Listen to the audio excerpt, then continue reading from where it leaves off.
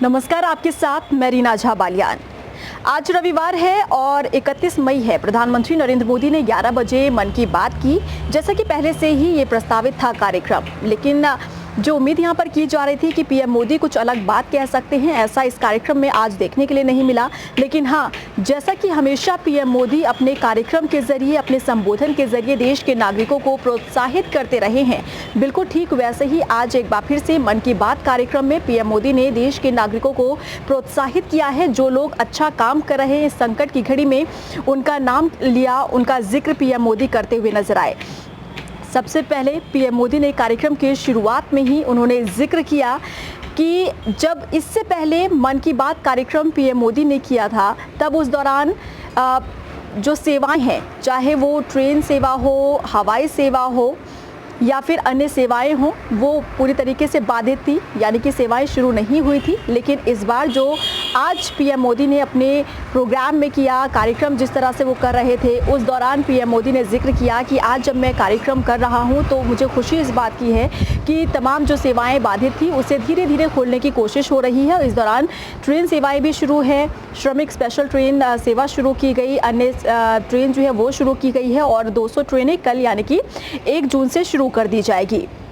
तो कई हद तक कोशिश की जा रही है कि अर्थव्यवस्था को जो बड़ा झटका लगा है उसे फिर से ढर्रे पर लाने की जो कोशिश है वो इन तमाम सेवाओं के जरिए उसे पूरा किया जा सकता है।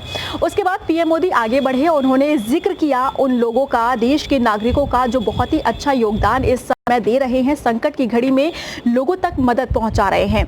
अलग अलग राज्यों से ऐसे नागरिकों का नाम पीएम मोदी ने इस दौरान लिया जो बहुत अच्छा काम कर रहे हैं इस संकट की घड़ी के दौरान, जिनके पास खुद भी अपना पेट भरने के लिए बहुत ही कम संसाधन है, लेकिन उसके बावजूद भी काफ़ी अच्छा काम वो और गरीबों के लिए कर रहे हैं, भोजन उन तक पहुंचा रहे हैं, मास्क वितरित कर रहे हैं। तो ऐसे लोगों का भी जिक्र पीएम मोदी करते हुए नजर आए। साथ ही साथ पीएम मोदी ने ये भी कहा कि हमें किस तरीके से हम इस संकट की घड़ी में लड़ रहे हैं, ये हमारे लिए बहुत महत्वपूर्ण है और एक दूसरे को हम हमेशा प्रोत्साहित करते रहे। जो एसेंशियल सर्विसेज में लोग हैं, चाहे वो डॉक्टर्स हो, चाहे वो पुलिसकर्मी हो या फिर मीडिया कर्मी हो, इन तमाम क्षेत्रों में जो लोग कर रहे हैं काम एसेंशियल सर्विसेज में, शुरुआत से लेकर अभी तक जो काम कर रहे हैं, उनका भी जिक्र पीएम मोदी करते हुए नजर आए। साथ ही साथ पीएम मोदी ने ये भी कहा कि देश के जो नागरिक हैं वो सोशल डिस्टेंस को अब समझ रहे हैं। साथ ही साथ पीएम ने दुकानदारों की भी तारीफ की। उन्होंने कहा कि टेक्नोलॉजी का जिस तरीके से यहाँ पर इस्तेमाल किया जा रहा है, चाहे वो दुकानदार हो, टीचर्स हो, स्टूडेंट्स हो, बहुत ही अच्छे तरीके से इसका इस्तेमाल किया जा रहा है। एक एग्जाम्पल के तौर पर उन्होंने बताया कि दुकानदार किस तरीके से सोशल डिस्टेंस को मेंटेन कर रहे हैं। 2 गज की दूरी जिस तरीके से आप लोगों को अपनानी है, उसका पालन दुकानदारों द्वारा किया जा रहा है, ग्राहकों द्वारा किया जा रहा है।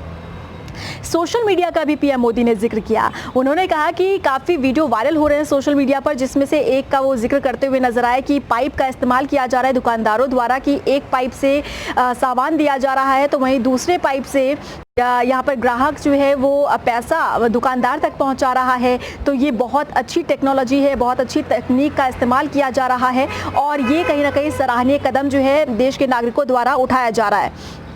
इसमें साथ ही साथ व्यापारियों से लेकर स्टार्टअप तक हमारी लैब्स कोरोना से लड़ाई में नए नए तरीके ईजाद कर रही है, नए इनोवेशन हो रहे हैं, जो हर रोज़ वैज्ञानिक अध्ययन कर रहे हैं या फिर रिसर्च कर रहे हैं दवाई के लिए और वैक्सीन तैयार करने के लिए, जो यहाँ पर काम किया जा रहा है वैज्ञानिकों द्वारा, डॉक्टर्स द्वारा, इसका भी जिक्र पीएम मोदी करते हुए नजर आए। साथ ही साथ पीएम ने कहा कि देश के सभी इलाकों से महिला सेल्फ हेल्प ग्रुप के परिश्रम की भी अनगिनत कहानियाँ इन दिनों सामने आ रही है। जो महिला स्वयंसेवक समूह हैं वो किस तरीके से काम कर रही हैं, किस तरीके से इंडिपेंडेंट हो रही हैं, मास्क बनाने का काम महिलाएं कर रही है। ग्रामीण क्षेत्रों तक भी अगर हम देखें तो महिलाएं काफ़ी सशक्त हो रही हैं और ऐसे संकट की घड़ी में वो भी हाथ बढ़ा रही हैं, मास्क बनाकर या तमाम चीज़ें बनाकर लोगों तक पहुंचाना, ये भी काफ़ी सराहनीय कदम है।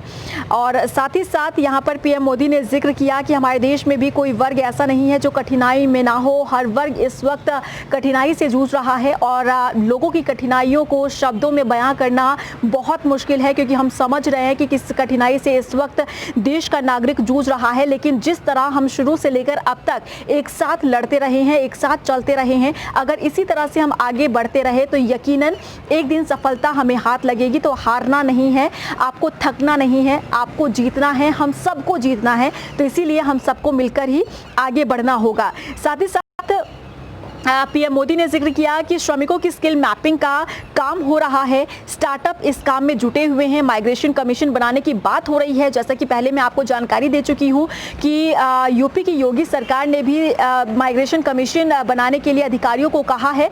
तो इससे कई हद तक श्रमिक जो है और यहाँ पर मजदूर जो है उन्हें सहायता जरूर मिलेगी।